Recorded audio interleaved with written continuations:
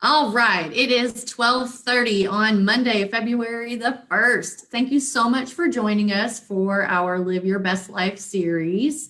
Again, I'm Lisa Groft. I'm the fitness director at Milestone Wellness Center. I'm here with Stacey Vicari. She is a life coach. We partnered up and we decided to do this 5-week session to help you guys live your best life in 2021. Stacey, you know what? I'm going to wait just a second. I want to get to that. I was going to ask her to explain what she does as a life coach, but I want to get to that. So this week's session is about practicing self-care. That's different for everyone, but Stacey's going to give us some really great pointers. It's going to be mostly her talking today. If she asks me a question, I'll answer, but it's going to be mostly her talking today about how to practice self-care and really take care of your mental wellness. So I'm going to ask her, how does being a life coach help with that? And what do you do and how do you help people practice self-care? So, I think this is one that's really difficult for people. I mean, I think it's different for men and women in different ways. And I think that a lot of people have a hard time sort of putting themselves first, especially women. I think a lot of women struggle with the concept of, wait a minute, I'm supposed to take care of myself before I think about everybody else. And self-care isn't an act of selfishness. Self-care is an act of consciously taking care of oneself. That's really the definition of self-care. It's a conscious act of taking care of yourself. And the way I see it is, I'm going to dive in unless you wanted to say anything else, Lisa. Nope, that's it. Okay. So when I think about self-care, especially in my practice, when I observe how people either do it well or in many cases don't do it at all. And that's my work with them, is to teach them how to do it. I think, through this series, we've talked about different aspects of how to live your best life. And one of those aspects is getting really clear on who you are and the different roles that you play and the needs that you have in those roles. This is a really great way for people who are like, God, I don't even know how to take care of myself. I'm so used to caring for everybody else. One of the best ways to kind of go through the back door on self-care is to think about the needs that you have in your life that are often unmet. The needs that you have that you observe yourself complaining about not having fulfilled. And, when we talked last time about developing a support system, in my mind, and I've done a lot of personal training on this, so this is kind of innate for me at this point. But for a lot of people, where the idea of living a more deliberate life doesn't come as naturally to them, this is where I really advocate writing things down, because it clears out the clutter that we spin inside of our head, the stories that we make up, and all of the confusion. And so for me, when I think about living my best life, I sort of have this mental image of a T chart. And on one side, it's the needs that I can meet from myself, like through self-care, through efforts on my own, needs that I can meet. And then the other side are needs that I have that I need support for, that might be external to myself: community, wellness in the world, support from my partner, etc. And so in this week, what I want to do is make sure that we're all operating from this bigger vision, that there are things that we need from others and external things, but there are a lot of things that we can do to take care of ourselves. And so I think there's this cultural image when we think about self-care of, a woman pampering herself in a spa, a woman going to get her a mani-pedi, and that's self-care. And that's definitely for a lot of women, that's self-care. And let's face it, getting a pedicure is self-care for some men too. But I think that's the image that we have when we think of self-care. And I really want to broaden that focus, because if you're a man and you have always thought about self-care as a pampering experience for a woman, then you don't see that as something available to you, or even something that you need to be deliberate about creating. So I guess the first thing I want to do is broaden our conversation to let everybody know that this is a conversation for men and women, and it's a conversation for men and women to be having with their children. because this is kids learn how to take care of themselves both by what they see modeled in their parents and by what the kind of the family culture is around this conversation. And because I think people struggle so much with self-care, I just want to invite people watching today or watching the replay of this who have children to think of this as something that they're passing down in their parenting. Really important. So there's that first thing, is expanding our definition. And the way that I like to explain self-care is sort of like this. We all have been in a plane, and we all get the concept of like, we don't take off on a flight without a flight attendant saying, in case of an emergency landing, put the oxygen mask on yourself before assisting others. And this is a metaphor that I create with my clients. And so, long after we've discussed the initial concepts of self-care, I might be a month into working with them on something and they share something and I'm like, wait a minute, where's your oxygen mask? Like, you need your oxygen mask. So the concept here in terms of self-care is the more that we are able to take care of ourselves, but first putting that oxygen mask on, taking that deep breath of luscious air, and then we can share it. And so it is with self-care. So I just want to point out, when I was talking a minute about the different roles that we play in our life, I want to remind everybody that if there's a role that you're playing, there's a form of self-care to support that. So this isn't just a general thing about self-care, going to get a massage or going to get a manicure. Self-care really needs to be thought of in terms of, if you're a parent, what does caring for yourself look like as a parent? If you're in a relationship, what does caring for yourself look like in a relationship? With work, what does caring for yourself professionally look like in that part of your life? So that's one action step that I just want to invite people to jot down already, is to go through that list of roles in your life and then to identify what self-care might look like. What is the need you have in that role? And then what could self-care look like? Now, as we go through our segment, I'm going to share some specific examples that may pertain to some of those areas, but it's important for you to have identified your roles first. So, as all of you probably watching have sort of gotten a sense of through our series, and I think this is true for both Lisa and I in terms of our styles and our personalities, we are really strategic people. So I think that we have a tendency to think first and then act based on what we've decided is a thoughtful approach to acting. And so in this regard, I would say that it's important to do this as well with self-care. And so I really recommend creating a self-care strategy. So how do we create a self-care strategy? Well, it gets back to some of the tools that we've already identified in our series. And the first one is being present and being really mindful, both in the moment and in the anticipation of the moment, of how can I care for myself right now?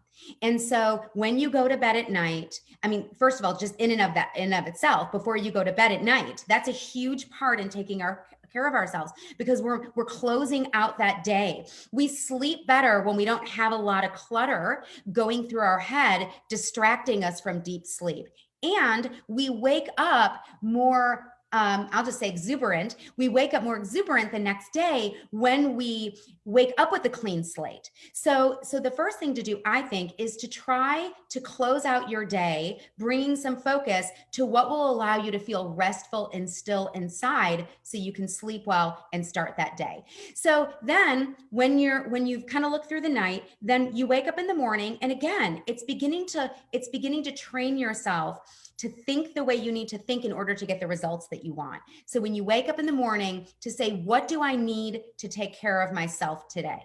And I would just pause and take a quick look at like what roles you'll be playing out in the day. This sounds really laborious, but in real time, this doesn't take much if you've sort of got a preconceived concept of what self-care looks like for you in these areas. It's just checking in with yourself. This is brief, it's easy, it's quick, it's just checking in. So that's the first thing I would do, is to develop your self-care strategy. It's looking at what do I need in the various parts of my life and what do I need right now. And so that's part one. The second thing that I want to encourage is that people develop a really comprehensive list overall and in these areas that are things that include things that are free from having to schedule them, especially for people that aren't big schedulers, things that are free from relying on other people, and things that are free from money. So for example, let's just go back to a massage, which I'm a big advocate for.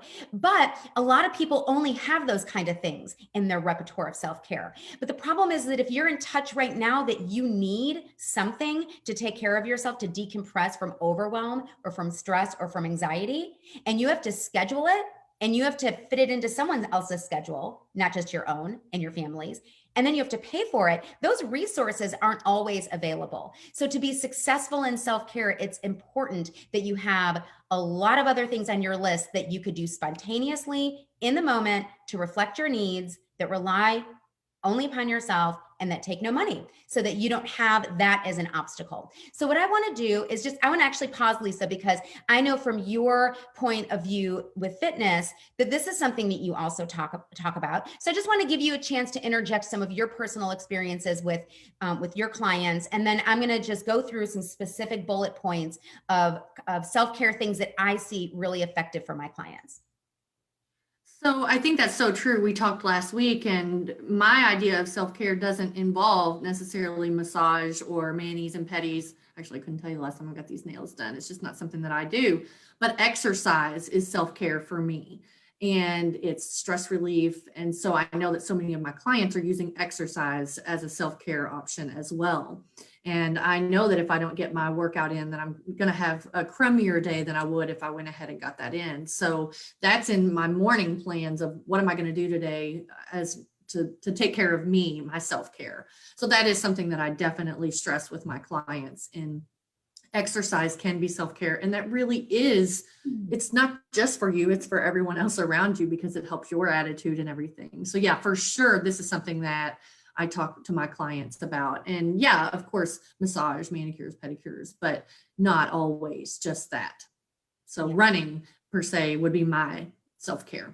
Yeah. Yeah, thank you for that. Exercise is on my list, so thank you for covering that. And, I think it's important I also want to note, for those of you who've been tuning in since the beginning, one of the things that I shared in our first segment is that I'm a really big advocate. I sort of have this mental metaphor in my own life and in my own journey and that of my clients of, like having a toolbox in your life. And I have this mental metaphor literally of a toolbox. And then I feel like my life has worked out a lot the way I want it to, because I've just been working to cultivate tools to put into my toolbox. And I think the longer you do it and the more comfortable you are with personal development, the more you can collect really specific tools for specific projects. But just like a regular toolbox, you need the basics, right? You need a hammer, you need a screwdriver. So in the beginning of our series, I said that I'm a really big advocate of developing certain tools and then using those same tools over and over again. So you don't feel like you need 400 different things in your toolbox to live a great life. You need like 4 or 5 or 6, and then you just repeat those in various contexts, and you get good at using those tools. So a number of the things that are on our list today for self-care, those are the same things that were on our list in week 1 for being motivated and how to get yourself out of the gutter when you're spiraling down into a funk or feeling super unmotivated because of gray skies or lack of good sleep, etc. So I'm going to just fly through this list. It's things that we've heard before, but again, I want to use it in the context of caring for yourself. So one thing that I'm just a really big advocate of is a gratitude journal and practicing gratitude, not just as a periodic tool, but in the same way that I floss and brush my teeth every day. My practice of gratitude is that pervasive in my life. It's a go-to place in my life. And why that's important is because one of the best ways to take care of ourselves is to have a positive mental outlook and a positive attitude and a can-do attitude. And it's really hard to have that if we're constantly feeling like we've been cheated, or that we're blaming other people for things, or that we got the short end of the stick, or things don't work out for us. And so when we cultivate that kind of thinking, we attract more of that thinking. And then from that place, it's really hard to motivate to take care of ourselves. So one of the tools that I think is so important to have sharp in your toolbox box is the practice of gratitude, to be able to always put in perspective what we have to be thankful for. Because even on a bad day, our bad days are so much better than so many people's good days. And I think that the more that we're able to settle into an it's all good attitude, right? I don't mean like being Pollyanna about things, but to really get in your heart that it is all good, that, we woke up with a pulse. Many of us have lots of loved ones around us. We live in a world where we have choices. It's a good day. And so it's much easier to take care of ourselves when we're coming from that resilient place. So that's number one. Number two for self-care is quality time with others.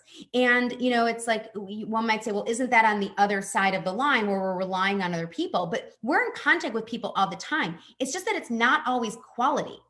It's just sometimes filling space, it's background. And so sometimes it doesn't nurture us.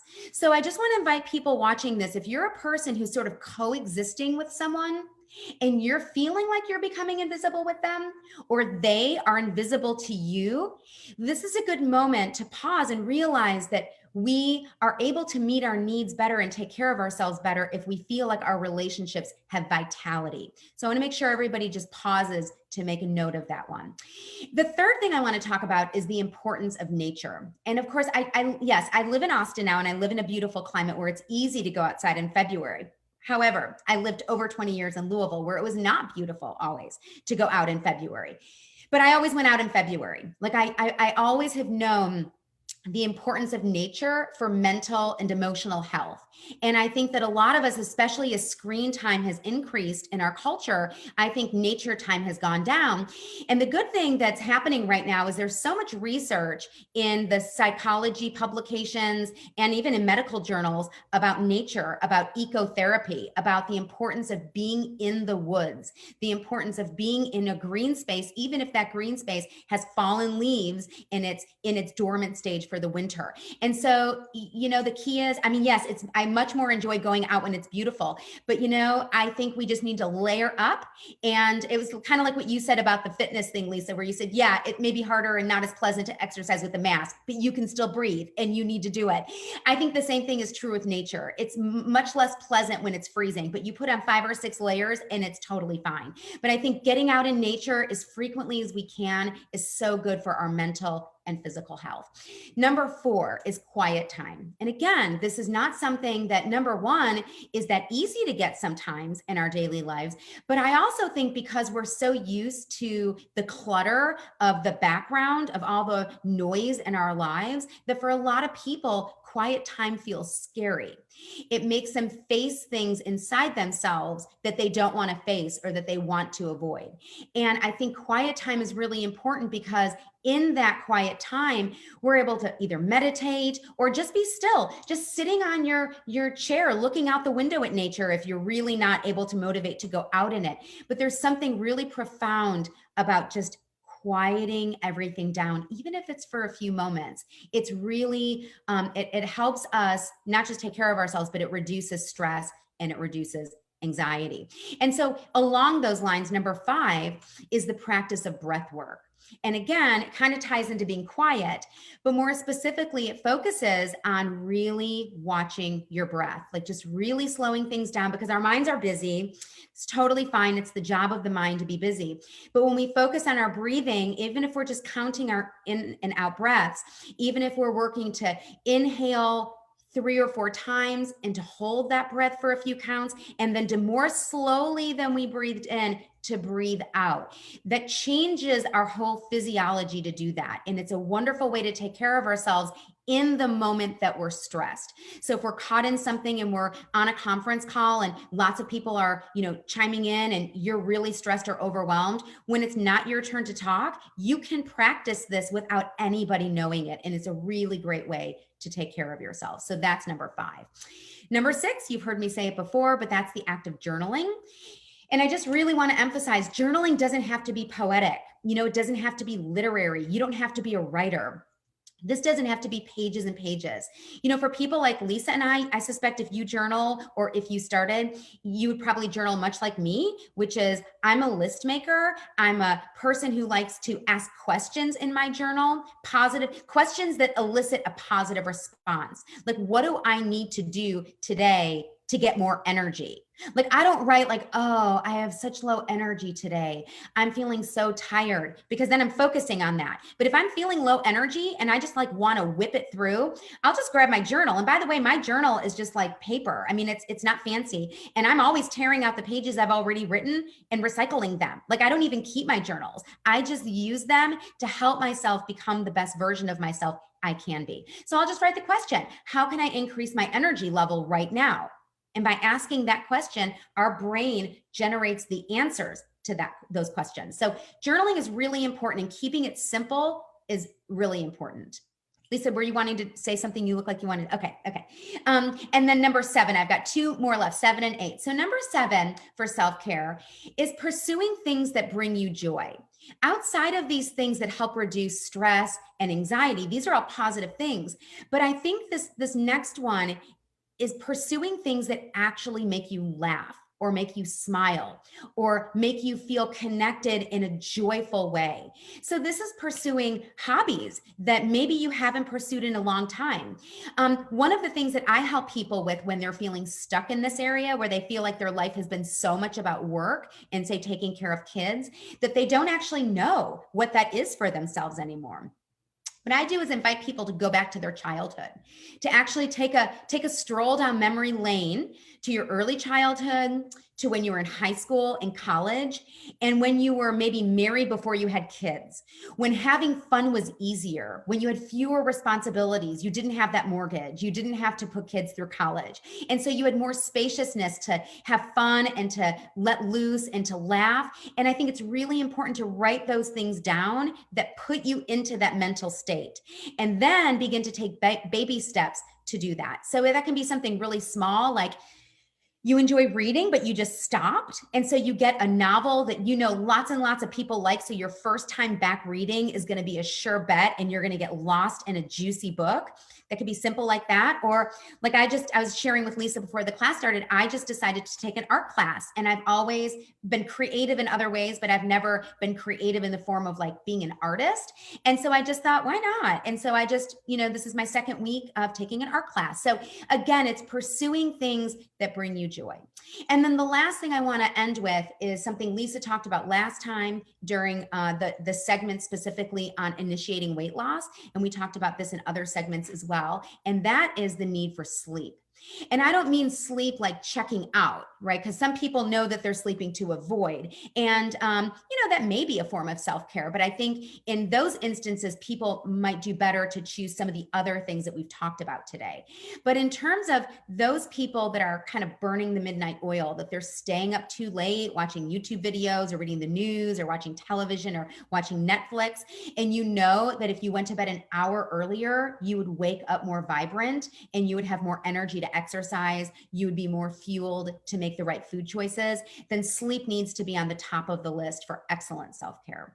So those are the 8 things that I want to offer to you. Of course, there are many other ways to take care of yourself, but those 8, along with exercise, makes 9, are some really sort of proven ways that people have found to elevate their ability to put that oxygen mask on themselves so that you have that care and love to share with your loved ones and with the world at large. So I wanted to share something that I have started doing that is self-care for me. And I have stopped reading any article on any news platform that says should, could, may, maybe, because all of those things are not guaranteed. And so all they do is create this uneasiness and fear in your mind. And so especially right now with news being at our fingertips, it's just so easy to get caught up in the what ifs and the shoulds and coulds and woulds. And so you just be careful reading articles that say things like that, because it doesn't mean it's going to come to fruition, but all it can do is create anxiety and worry in your head. So that's a self-care thing for me that I just wanted to share. Yeah. That I think will be good for a lot of people to go by. Well, and along those lines, sort of my self-care around the media also and around news is basically my litmus test for how much I read of my morning news feeds. And I have a boundary that I only watch or read news in the morning so that I feel resilient the rest of the day. So if something makes me anxious, some state of the world thing, and I feel anxious or really sad, I have the whole day to recover before I go to sleep and take that with me. So nothing before bed. And then my litmus test is if there's nothing I can do with this information, then I want to be aware, I want to be informed, but I don't need to have an in-depth acquaintance with that if it's rooted in something negative. I just want to know that it exists. I want to have compassion for others. I want to be connected to the world. And then I want to keep some psychic distance from that so that it doesn't shift me into a negative frame of mind. I just think that's so important. Just take it in, acknowledge it, Release it. release it. Yep. Yes. And I've heard you say that before. Let it go, release it. And there's something to this motion too. Yeah, That it actually works. it really does. Does anybody have any questions? We have some time for questions here at the end. Or, when you were talking about the breathing, so I am not, I don't slow down a lot. I'm move all the time. And so when I'm running, I focus on my breathing. 4 steps in, I breathe in, or 4 steps I breathe in, 4 steps I breathe out. And so that's still conscientious, slowing it down. It also slows my heart rate down and allows me to be able to run for a longer amount of time without getting out of breath. But that's just something that I personally do. So it's so funny when you say these things, I'm like, oh, well, I do that. I just wasn't intentional about it. So, or maybe I just didn't realize that was self-care. So I think it's so good to hear these tips and pointers, because for someone like myself who doesn't necessarily practice self-care or slow down enough to think about self-care, it is something that I'm doing, just maybe subconsciously, but also I think all of us could probably take something from this list today and do better at it. Well, and I just want to make one comment about what you said, Lisa, because this is actually a really important part of my work with people. Is it isn't just helping people change, it's also helping people observe who they already are that's fabulous. Who they already are that's working, who they already are that's quite fine, just the way it is. Like, I'm a big advocate. I love personal development and I love to grow and learn. But at the core, I think I'm totally okay just the way I am. I have strengths and I have weaknesses, and I try to develop my weaknesses because I think those around me, it's easier on them when I develop my weaknesses as much as I, benefit from developing my weaknesses. But at the core of who I am, I feel quite enough. I feel like I'm good enough. I feel like I'm just good. And then from there, I'm elevating on any given day. And so I think it's important what you were saying about your experience running. I'm already doing some of this. I think for a lot of people watching, they could benefit from slowing down and to journal. Like, this would be a great action step, is in what ways am I already taking positive steps in my life? In what ways am I a wonderful person? And just listing those things down when someone's feeling down on themselves or hard on themselves is one of the best ways to practice self-care, actually, is to go from a negative frame into at least a neutral one. But these exercises will actually shift a person into a positive frame of mind. So I'm really glad you brought that up. So let's turn that in. We only have a minute or so left. Let's turn that into calls to action for this week, which you've already given us so many, but just kind of to sum it up. And then next week will be a summary of this 5-week series. Yes. So we already talked about that T table at the start, the T chart, where, looking at your needs and your roles in your life and what are ones that you can work on meeting yourself, and where do you need to ask for some external support, whether that's support or self-care in the form of external things like a massage or something like that. So that's one. I think the other thing is maybe sitting down and carving out some time this week. Especially, I want to focus on the nature piece and the quiet piece, because I think that unless somebody sets that up to be a deliberate commitment, I just think it's really tough. The combination of claiming the time and then the scariness of going quiet, I think, for a lot of people. And so, you can start off small, it can be, and you can layer, we've talked about layering. You can layer the breathing into the quiet time. Great. Then you've accomplished 2. And you could do this in nature. You could go in nature without your phone. You could focus on doing a mindful walking meditation where it's much like you're running, but just walking and focusing on your breathing in stillness, in quiet, bundled up in the cold, or in Austin, not in the cold. But either way, you could practice that. And you would take care of 3 acts of self-care in one act. And then the other thing that I think would be fun is this one, especially the one about creating joyful activities like hobbies and interests. Maybe that's something that you could work on with your spouse, so that this again could be a layering thing. It could be something that brings you joy, that takes care of yourself, that's a shared activity, and might also enhance the quality of your relationship. So that could be with a child, with your spouse, with a best friend, a coworker at work. So I'd say some of those would be really great action steps for the week. All right. Well, I hope you have learned something this week. I sure learned a lot, and I have some homework to do. And we will be back here next Monday at 12:30 Eastern to sum it all up. But don't worry, we have other topics and other things to talk about next week, not just a summary of what we've already talked about. Thanks again for joining us, and we'll see you next week. Have a great week. Happy Monday, everybody. Bye. Bye.